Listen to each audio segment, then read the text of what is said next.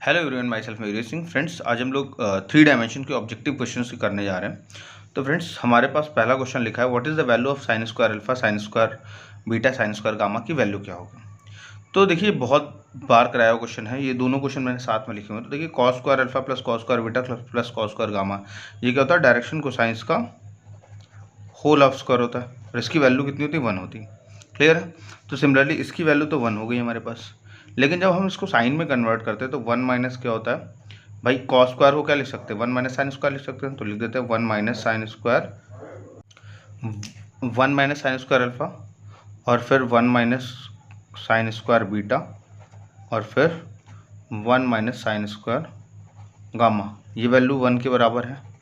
अब देखिए, ये देखिए 1 2 3 में से 1 गया तो 2 बचेगा, और सारी क्वांटिटीज़ को हम उस तरफ ले जाएंगे तो क्या बचेगा, sign square alpha plus sine square beta plus sine square gamma की वैल्यू। तो ये वैल्यू कितनी आ जाएगी, 2 आ जाएगी। क्लियर है फ्रेंड्स। फिर नेक्स्ट क्वेश्चन देखते हैं हम लोग क्या हो सकता है हमारे पास। अब देखिए, हमसे बोलता है cos two alpha cos two beta cos two gamma की वैल्यू चाहिए हमें। ठीक है। तो इसको भी हम लोग कर सकते हैं भाई। क्या होता है, 1 माइनस 2 साइन स्क्वायर अल्फा, या फिर हम लोग याद रखें 2 कॉस स्क्वायर अल्फा माइनस 1 वाला फार्मूला लगा दें। तो जब ये फार्मूला लगाएंगे तो क्या हो जाएगा, 2 कॉस स्क्वायर अल्फा करके हमारे पास कितने टर्म आएंगे, cos square beta plus cos square gamma, और ऐसे -3 आ जाएगा। इसकी वैल्यू तो 1 होती है, ये 2 माइनस 3 दैट विल बी -1 आ जाएगा। ठीक है। तो इसका आंसर कितना आएगा, -1 होगा। आप चाहे ये 3 याद कर लीजिए, क्योंकि इनका पूछा जाना बहुत ज़्यादा ज़रूरी है, बहुत ज़्यादा पूछे जाते हैं। ठीक। फिर अगला बोल रहा है, what is the angle between the this plane, दो प्लेन्स के बीच का एंगल का फॉर्मूला होता है हमारे पास। क्या होता था, cos theta equal to A1 A2 plus B1 B2 plus C1 C2 under root क्या होता था, A1 square B1 square C1 square under root A2 square B2 square और C2 स्क्वायर होता था। ठीक। इसी फॉर्मूले का इस्तेमाल करेंगे। अब A1 B1 क्या है, ये कोफिशिएंट जो होते थे A1 B1 C1 होते हैं, A2 B2 C2 होते हैं। जब इनका यूज़ करेंगे तो A1 2 है और A2 1 है, तो 2 इंटू 1 प्लस यहाँ पे 1 इंटू -1 प्लस 2 इंटू 1 अपॉन में अंडर रूट। देखिए 2 का स्क्वायर करेंगे तो 4 प्लस 1 प्लस 4 बचेगा। ठीक है। ये B2 है 2, ये 1.2 ऐसे लिखना चाहिए था। ठीक। तो यहाँ पे 1 बचेगा। फिर यहाँ पे देखेंगे 1 प्लस 1 प्लस 4 बचेगा। अब इसका स्क्वायर करेंगे तो यानी ऊपर हमारे पास आ जाएगा 3, नीचे आएगा 6, तो 1/2। कॉस थीटा 1/2 कब होता है, 60 डिग्री पे होता है। ठीक है। तो प्रॉपरली ये फॉर्मूले को याद कर लीजिए। मैं नीचे लिख के भी दिखा देता हूँ क्या होता है। कॉस थीटा क्या होता था, A1 A2 B1 B2 C1 C2 under root A1 square plus B1 square plus C1 square under root A2 square plus B2 square plus C2 square.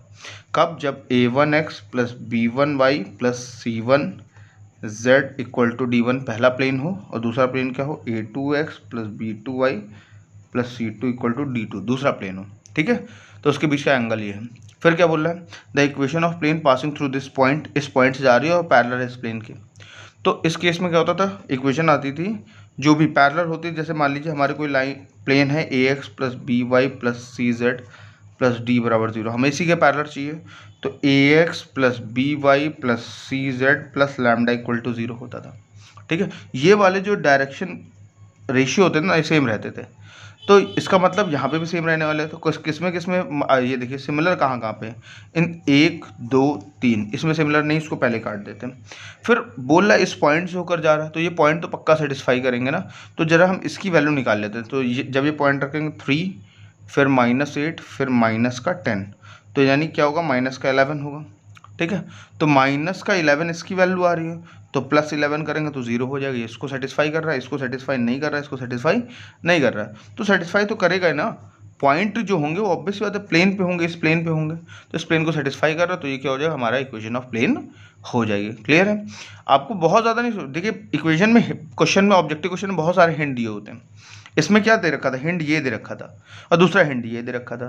तो पहले हिंट से हमने ये निकाला, दूसरे हिंट से हमने सेटिस्फाई करके निकाल लिया। हमें नहीं पता, नहीं मतलब हमें कोई कॉन्सेप्ट हमें नहीं सीखना।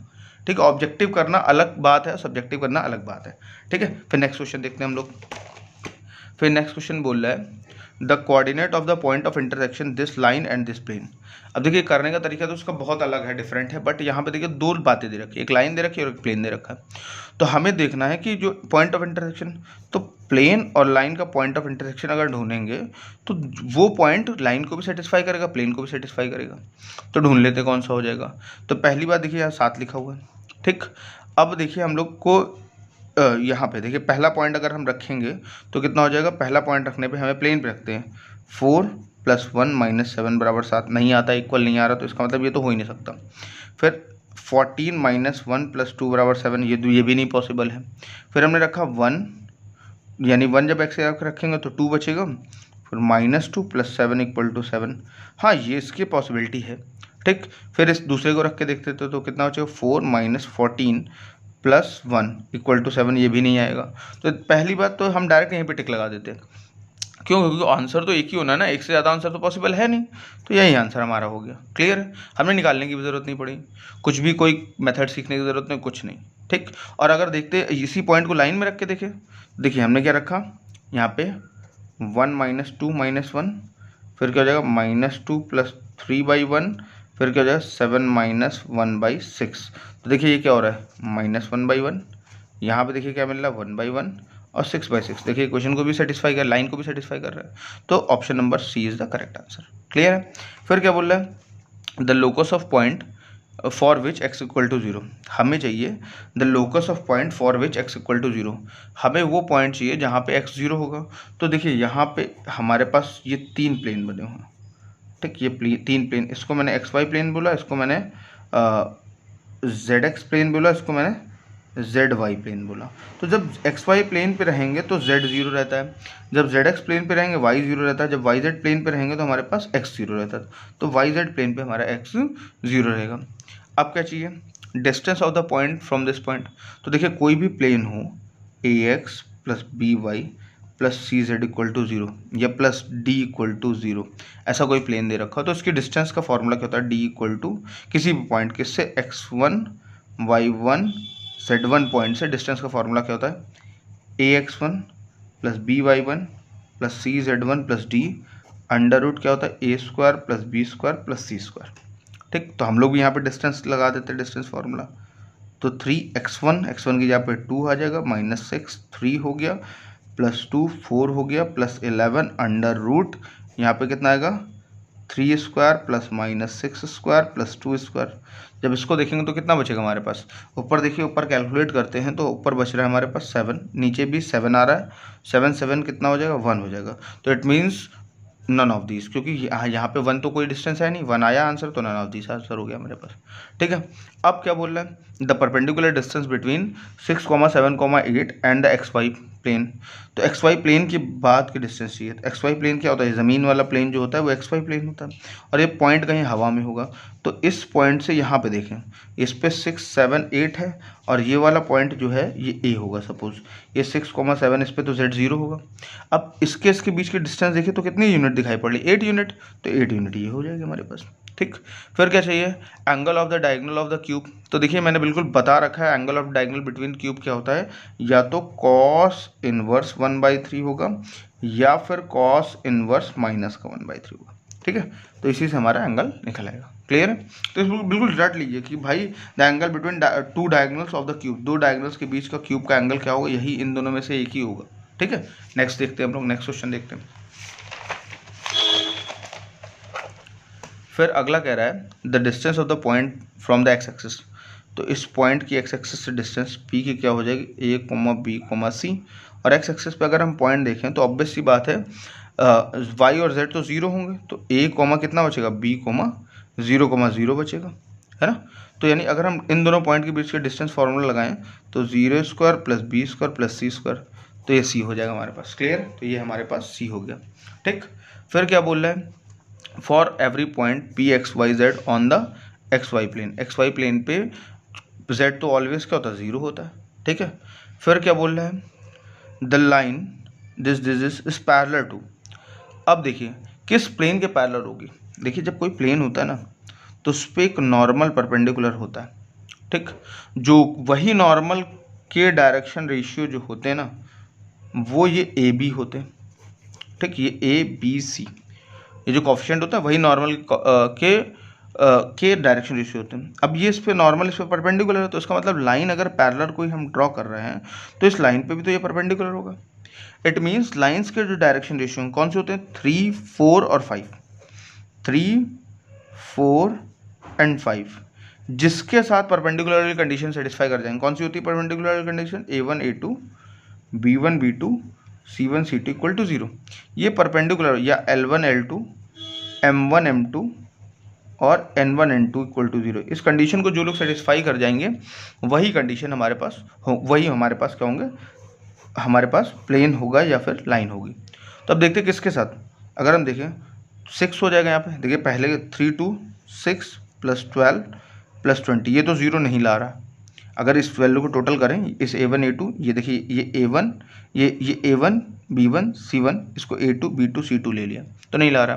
फिर इसकी बात करेंगे तो यानी 3 2 6 हो जाएगा, फिर 4 बचा -10, ये ला दे रहा, और ये ला रहा तो ऑब्वियस सी बात अकेला ही होगा, और कोई तो हो ही नहीं सकता, बिल्कुल नहीं हो सकता। ध्यान रखिए, क्यों, क्योंकि आंसर तो एक ही आना ना, एक से ज़्यादा आंसर नहीं आना, मैं टिक करके आगे बढ़ गया और कुछ करने की ज़रूरत भी नहीं है।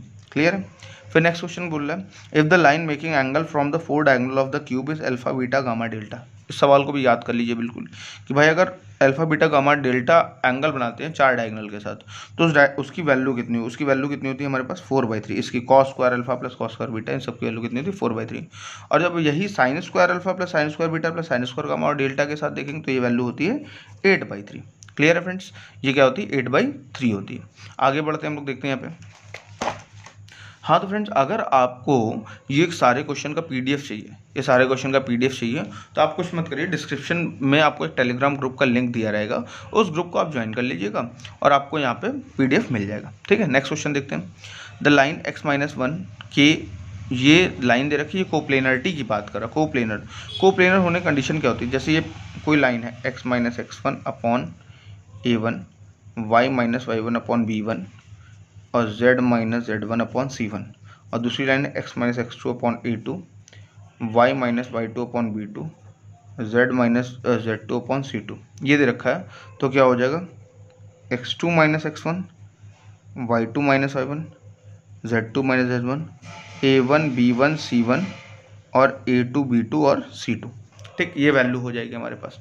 क्लियर है। अब इसको देखते हैं हम लोग यहाँ पे आकर के। अगर हम बात करते हैं यहाँ पे दो, ये x2 है, 2 में से 1 गया तो 1 बचेगा, 3 में से 4 गया तो -1 बचेगा, 4 में से 1 गया -5 बचेगा। ये k2 और 1 1 1 और k हो गया। ठीक, फिर उसके बाद क्या हो जाएगा हमारे पास, अगर हम इसको सिंप्लीफाई करें तो नंबर ऑफ 0 बढ़ा लेते हैं, इसको इसमें उठा के जोड़ देते हैं तो ये 0, ये k+2 और यहाँ पे कितना बचेगा, यहाँ पे 2 बचेगा। ठीक, फिर इसको इसमें घटा देते हैं, जब घटाएंगे तो ये 0 बचेगा, यहाँ पे कितना बचेगा, यहाँ पे बचेगा 1 और यहाँ बचेगा 1 + k, और ये -1 1 और -k हो गया। अब हम थर्ड पहली रो के अलॉन्ग एक्सपैंड कर देते हैं, जब पहली रो के अलॉन्ग एक्सपैंड करेंगे तो k+2 k+1, बाकी सारे तो कोफिशिएंट 0 होंगे, सिर्फ ये वाला बचेगा, ये निगेटिव बचेगा। ठीक, -2 बचेगा। अब जब हम इसको सिंप्लीफाई करेंगे तो k की वैल्यू हमारे पास एक आएगी -3 और एक आएगी 0।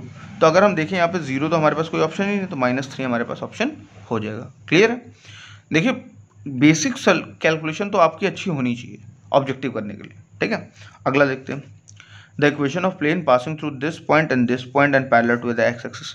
अब एक्स एक्सिस के अगर कोई प्लेन पैरेलल है, देखिए यानी इसका मतलब वो कहाँ से जा रहा होगा, YZ प्लेन से जा रहा होगा। ऑब्वियस बात है, कहाँ से जा रहा होगा, YZ प्लेन से जा रहा होगा। ये वाला प्लेन जो है YZ प्लेन है ना, ये सॉरी ये वाला प्लेन YZ प्लेन है। ठीक है, ये वाला प्लेन क्या है, ये वाला YZ प्लेन है और ये ZX प्लेन है। तो यानी ऐसे लाइन जा रही होगी, यानी एक्स एक्सिस पैरेलल, तो यानी उस पर एक्स तो पूरी तरह 0 होगा, तो एक्स तो आना ही नहीं मेरी इक्वेशन में, इसको काट दिया 2 इक्वेशन को, ये बचा। अब ऑब्वियस सी बात है, इन दोनों पॉइंट से जा रहा है तो ये पॉइंट तो ऑब्वियस बात मेरी इक्वेशन को सेटिस्फाई करने वाले ना, ये दोनों पॉइंट तो मेरी इक्वेशन को सेटिस्फाई करने वाले। तो कौन सा वाला, देखिए अगर हमने y की जगह पे 3 रख दिया और z की जगह यहाँ पे z की प्लेस पे 1 रख दिया तो -7, ये सेटिस्फाई कर गया। ठीक, क्या देखते हैं क्या इसमें सेटिस्फाई कर रहा है, क्या इसमें तो सेटिस्फाई नहीं, इसमें तो 3 -1 -2, तो ये भी इसको भी सेटिस्फाई कर रहा है ये वाला पॉइंट। अब एक और देख लेते हैं, क्या ये वाला भी इसको सेटिस्फाई तो नहीं कर रहा है, 5 -3 -2 इसको सेटिस्फाई कर रहा है। अब देखिए, अगर हम ये वाला पॉइंट देखें, ये वाला पॉइंट कौन सा, 5 अगर रखेंगे तो 5 + 12 - 7, सॉरी, है ना, तो ये तो सेटिस्फाई नहीं कर रहा, तो इसका मतलब ये गलत हो गया, तो ऑप्शन नंबर डी हमारा क्या हो गया, करेक्ट हो गया। ठीक है, फिर नेक्स्ट क्वेश्चन देख रहे हैं, the foot of perpendicular from this point on this line, यानी कि एक फिक्स पॉइंट है, उससे फुट ऑफ परपेंडिकुलर चाहिए। तो फुट ऑफ परपेंडिकुलर मतलब एक डेफिनेट फिक्स पॉइंट चाहिए, तो ऑब्वियस सी बात है वो पॉइंट तो लाइन पे होगा, और लाइन को कौन से पॉइंट सेटिस्फाई कर रहे हैं वो देख लेते हैं। अब देखिए हमें चाहिए x + 3/5 चाहिए, है ना, यानी x की वैल्यू ऐसी क्या रख दें, देखिए यहाँ पे -2 रखेंगे तो 5/5 तो नहीं बनने वाला। ठीक है, अगर हम देखें यहाँ पे हम लोग रख के देख लें, तो फिर 2 रखते हैं तो कितना बचेगा हमारे पास, 2 रखने पे 5/5 बन सकता है, तो यानी ये हो सकता है, 3 रखने पे 6/5 बनना है, मतलब ये दोनों तो पॉसिबल नहीं। अगर हम देखें 2 रखने पे मिल रहा है तो ये 5/5 हो गया, इक्वल टू -1 रखेंगे तो यहाँ पे -2 बचेगा, और अपॉन 2 यानी वो -1, और ये वैल्यू तो 1 आ रही है, तो यानी ये वाला लगता है 3 - 2 2/2 आ गया, और जब ये रख देंगे तो 3/3, यानी ये वाला पॉइंट कंप्लीटली लाइन को सेटिस्फाई कर रहा है, और सब फाइनली 1 के बराबर आ रहे हैं, तो इट मीन्स ये वाला पॉइंट हमारा हो जाएगा। फिर क्या बोल रहा है, द स्ट्रेट लाइन जिसके डायरेक्शन रेशियो दे रखे हैं और पैरेलल किस एक्सिस के ये पैरेलल होगी हमारे पास, तो ध्यान रखिए ये किसके पैरेलल होगी, देखिए जिसका डायरेक्शन रेशियो 0 हो गया ना, उसको छोड़ के, जैसे इसमें 2 0 हो जाते तो x के पैरेलल होती, सिर्फ यहाँ पे क्या बोल रहा है, सिर्फ एक z वाला 0, तो x और y दोनों के पैरेलल होगी, x और y दोनों के पैरेलल होगी। क्लियर है फ्रेंड्स, अगला देखते हैं।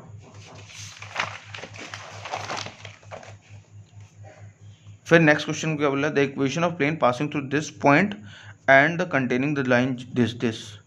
देखिए क्वेश्चन के अंदर 3 हिंट दे रखे हैं, पहला इस पॉइंट से पास होती है, दूसरा इन पॉइंट्स को भी अपने पास रखती है, तो ऐसे कोई क्वेश्चन ढूंढ लेते हैं हम लोग जो सारी कंडीशन को अपनी फुलफिल करती हो।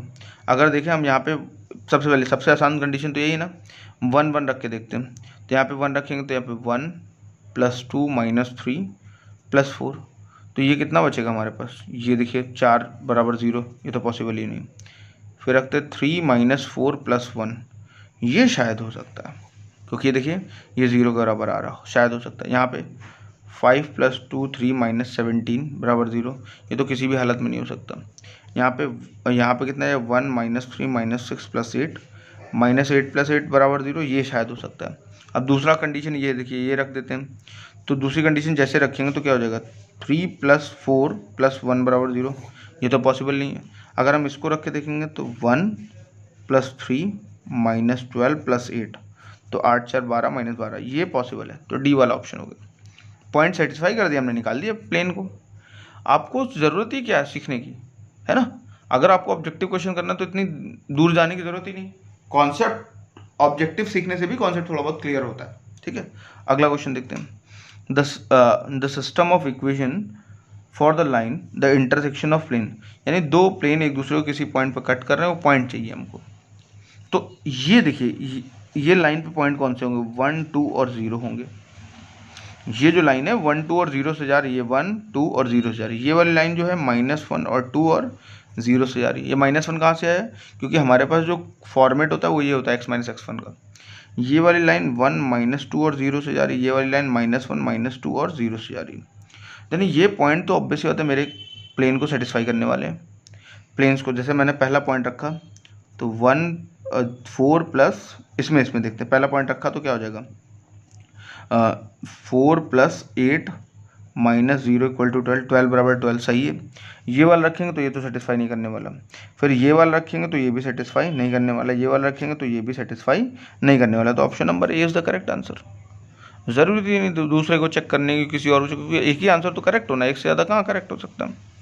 फिर क्या बोल रहा है, the line this and this are perpendicular to each other, parallel to each other, इतना था।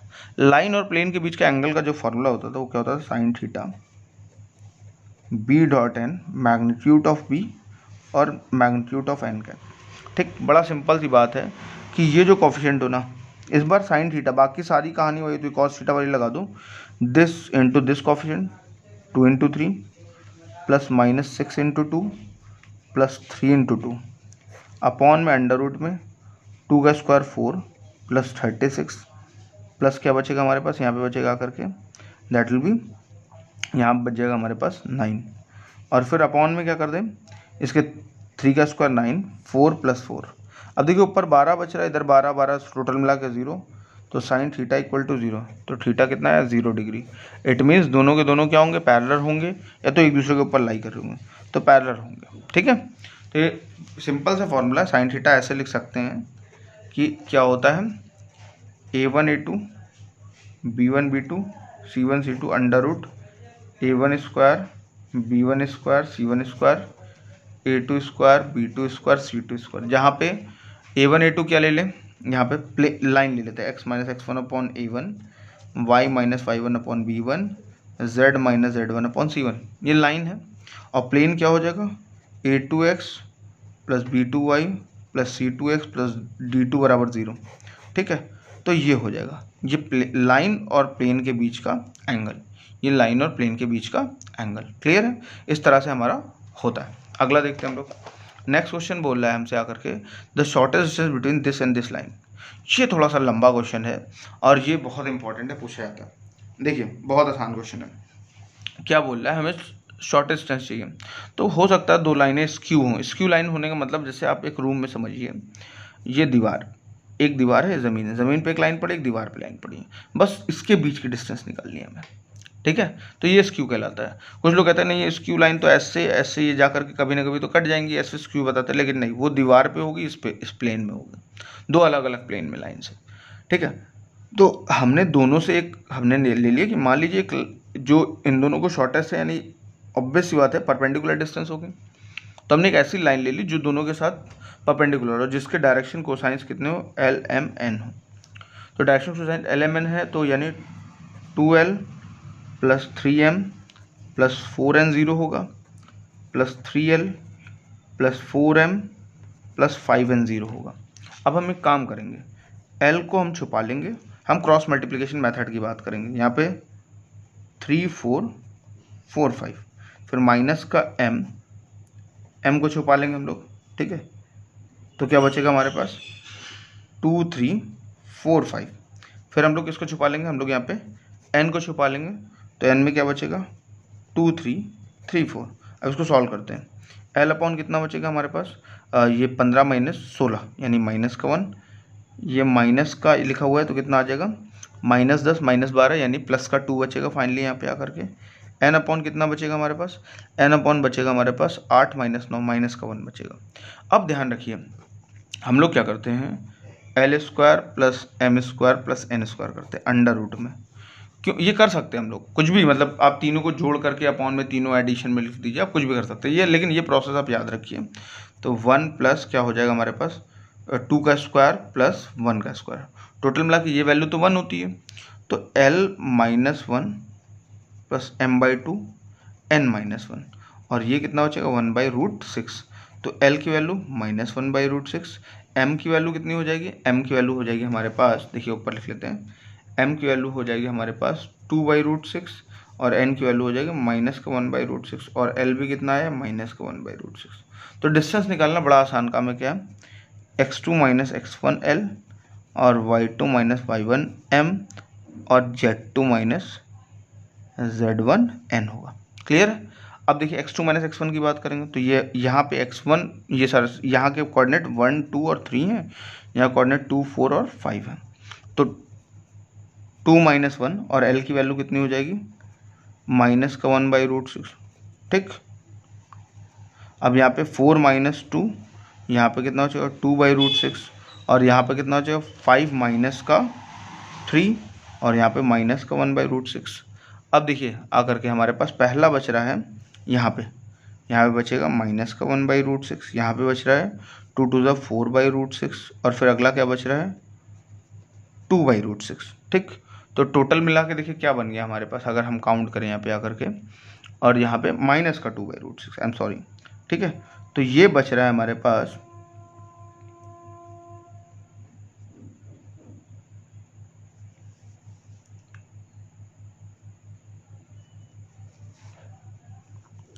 हमारे पास 1/√6, तो 1/√6 इज द आंसर। क्लियर है फ्रेंड्स, तो आगे बढ़ते हैं, आगे देखते हैं। the plane meeting with the coordinate x a b such that the centroid of the triangle abc is 2 3 this, then the equation of the plane. अब centroid ऑब्वियसली the plane पे तो होगा ही होगा, लेकिन इसके लिए मैंने आपको कॉन्सेप्ट एक सिखाया है, आप पहले के वीडियो के देखिएगा।